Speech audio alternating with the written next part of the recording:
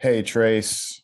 Playing high school basketball in Indiana, you played in a lot of those event showcase type events, and this is kind of coming full circle with some of the best teams in Indiana playing college. So does it kind of take you back there and make you feel like you're playing back in high school with trying to showcase what the best teams in Indiana have to offer?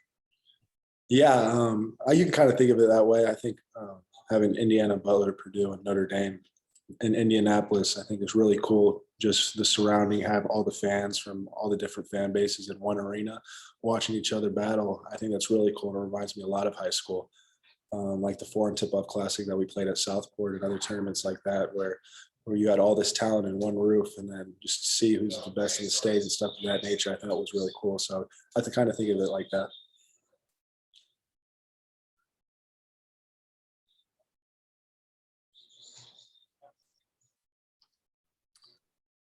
Kevin. Trayce, how important do you view these next kind of stretch of games heading into Big Ten play? Obviously Notre Dame being a pretty big test, and then you have two more at Assembly Hall. What do you guys want to get maybe accomplished during the stretch in late December? Through those stretch of games, obviously we want to win all of them. That's the biggest thing, and we just want to keep just heading in the right direction with our play. Really just trying to focus and just get everyone in tune for Big Ten play because it's coming up real soon. But Notre Dame's the next game on our schedule, so we got to lock in with them, and then we'll just take it game by game.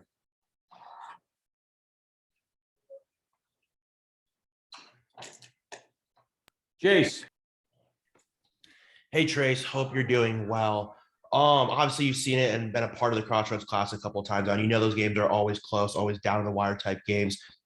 And with your past couple of games and going in the second half, those games getting tighter and tighter. Any kind of adjustments you guys are making in practice, or any sort of kind of things you're doing in practice that are more situational to make sure you guys are able to play with your foot on the pedal for all 40 minutes?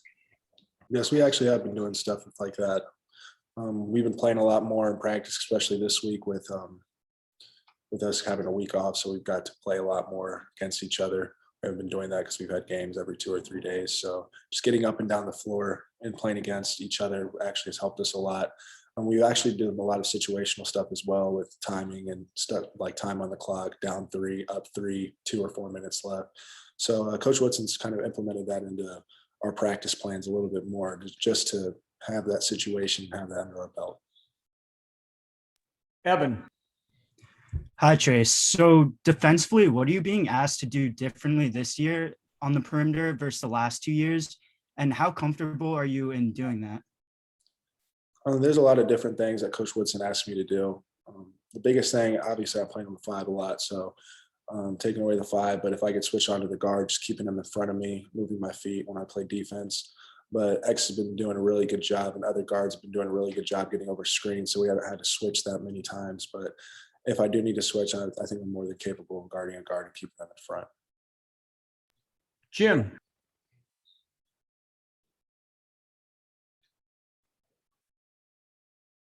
Okay, Tyler. Hey, Trayce, I hope you're doing well.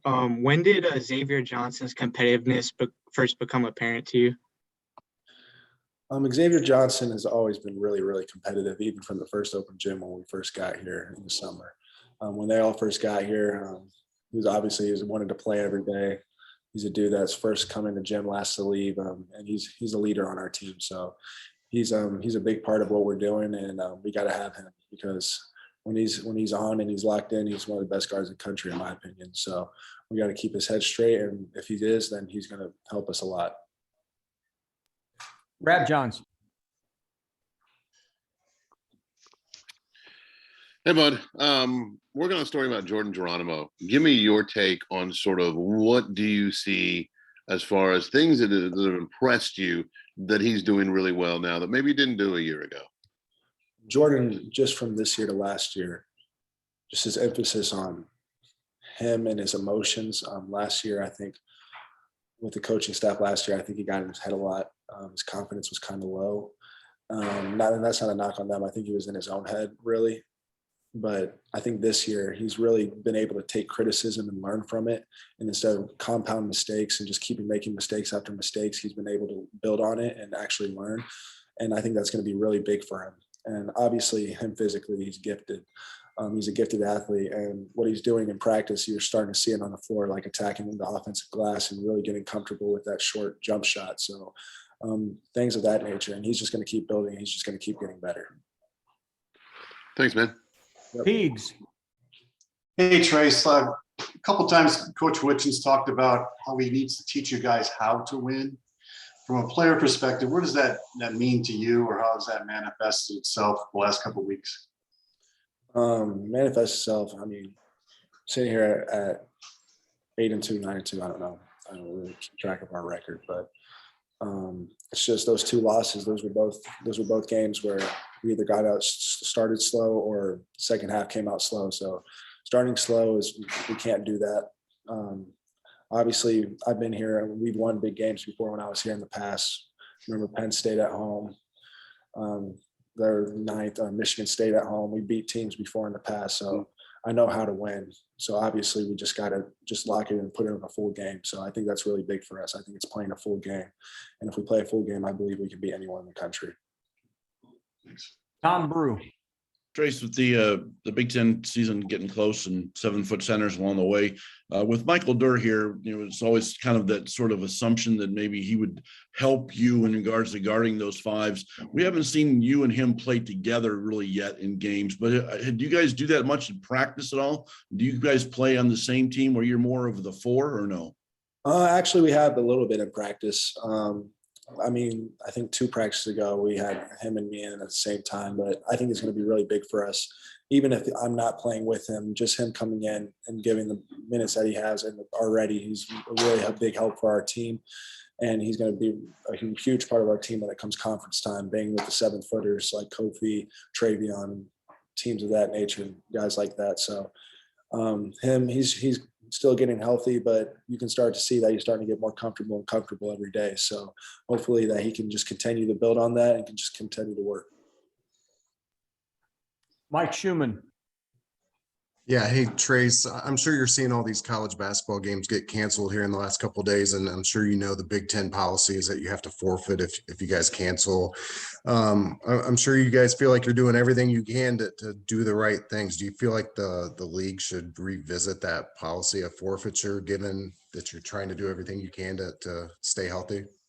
Yeah, I mean, obviously, I think everyone around the league is doing the right thing, staying in, trying to stay away from people, stuff of that nature, maybe just hang out with their team and teammates. So, I mean, sometimes you just can't control if you get the virus or not. I mean, there's a lot of people out there, even that have the vaccine and the new booster shot, that still have gotten it. So, I mean, I don't really think it's necessarily fair for us to cancel or forfeit if we have the boosters and we're trying to do everything to not get the virus and it just happens. But at the same time, you're always at risk, and if that's what the league's going to do, then you just got to live with it.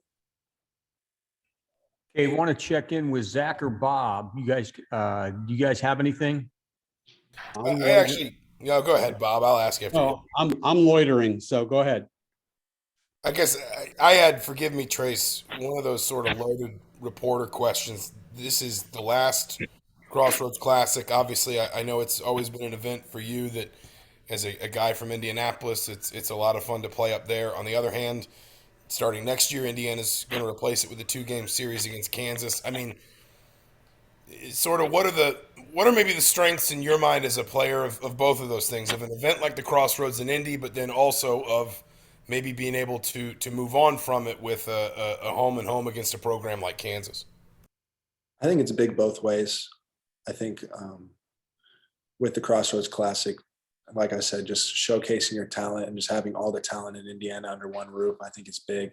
And it's big for the state, because Indiana basketball, not just Indiana basketball, but I mean, the state of Indiana, we're known for basketball. So having all those guys just under one gym and having the people around in the center of the state is really cool. But then again, playing a powerhouse like Kansas, I mean, it doesn't get better than that. Especially with us going on the road early to usually a top 10 team in the country, it's going to be huge for us. And then having them come here in a packed assembly hall is going to be huge. So I think it's good both ways. I love the Crossroad Classic, but at the same time, I don't think that it's a negative adding Kansas to the record or the schedule. I think it's a positive. Okay, got time? Anything else for Trayce? I got one more if there's time. Go ahead, Tom. Trayce, the doubleheader thing tomorrow is a bit unusual. Are you kind of trying to just to watch a little bit of that noon game first or no? Yeah, I always try to watch a little bit of it. I like watching other teams play. I think we played first the last 2 times, but usually, yeah, I try to watch it. So, but we'll see. Tyler. Trayce, what has it been just like watching Trey Galloway go through this rehab process? And I know he's been out and like shooting a little bit before the games with one hand, but what has it just been like to see him go through this? Trey is someone that even though he's injured, he's still an energy guy. He's still going to bring his voice every day. He's working with Coach Cliff. I think he's in better shape right now than when he got injured because he's been working on his conditioning even more. So I think when he comes back, he's going to come back ready, and I think it's going to be huge for us. It might not be.